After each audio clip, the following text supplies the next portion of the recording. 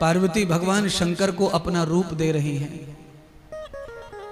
दो भाग हैं इस कथा के। दो भाग यह है कि पार्वती भगवान को सजा रही हैं, श्रृंगार कर रही हैं, और एक भाग है कि पार्वती ने शंकर को अपना रूप दान कर दिया। शंकर भगवान पधार गए अब उस रूप को लेकर के, परम रूप को लेकर। इसीलिए मैं कभी कभी बीच में पुरुषों को कहता हूं कि पीछे से उठ जाओ उठ जाओ। मैं कहता हूं कि उठ करके थोड़ा खड़े हो जाओ, नाचो। उससे नाचने से आप लेडीज नहीं बन जाओगे, पर आपका हृदय भक्ति से भरेगा तो आप भक्ति स्वरूप माने स्त्री स्वरूप हो जाओगे। भक्ति शब्द ही स्त्रीलिंग है। जरूरी नहीं है कि स्त्री अच्छी होगी ना, पर मेरा जो हृदय है वो स्त्री स्वरूपा हो तो भक्ति ज्यादा होती है। पुरुषों को भक्ति से लगाने के लिए महीनों तक प्रवचन सुनाना पड़ेगा, तब 10-20 पुरुष बदलेंगे। अगर यही पांडाल में मैं 1 महीने तक ये कथा गाऊं तो इसमें से 90% महिलाएं भगतानी हो जाएंगी पूरी तरह से।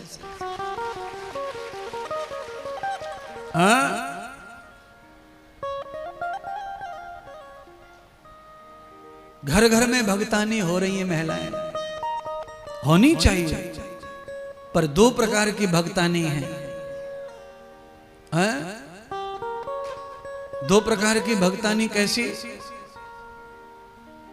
कि सास से अलग चूल्हो धर लियो, अपने पति को लेकर के छोटे से कमरा में रह रही है, और जैसे ही नवरात्रि आई तो 100 रुपया की अलग से ले आई देवी अलग धर दे लाके।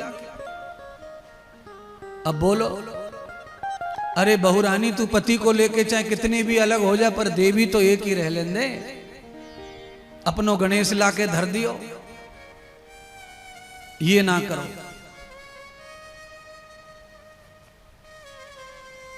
कलयुग का है जोर ऐसा, घर घर में औरत भगतानी हो गई। होना चाहिए। क्या कर रही है वो? केला पूजन जा रही है, केला पूज रो है, और सास ससुर की सेवा करती नहीं, रोज दार चूरमा खाए रही है। व्रत कर लिया और शाम को देसी घी की कढ़ाई बज रही है, टना टन टना टन। सास के कान में आवाज जावे इसलिए जोर से करछली मारे कढ़ाई में, सास घंटी सुन ले। ऐसे व्रत ऐसे उपास किसी काम नहीं आएंगे तुम्हारे। केला के पेड़ पर खूब रोली कंकु चावल मालपुआ खीर चुपकाए रही है। केला लेना है रो, खीर चुपक गई, टूका तोड़ के पुआ चुपकाए दो, अंगूठाते तब वो केला ने टपकाए दो। वो कह रो पहले वहां भूखी सास है खवाए, बाद में मोए खवा। नाय मान रही बहू, फिर केला को चक्कर खाए रही है, परिक्रमा मार रही है केला की। देख केला की परिक्रमा। मैं ये नहीं कह रहा कि केला मत पूजो, मैं नहीं कह रहा कि वो विष्णु का रूप नहीं है, होता है वो विष्णु का रूप, पर वो विष्णु केला में तभी प्रकट होते हैं जब घर में सास को खीर मिली हो, पुआ मिला हो।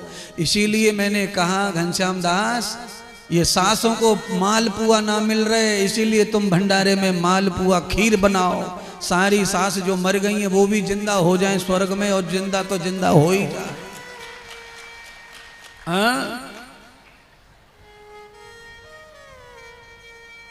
बिल्कुल आजाद होके कथा सुनो।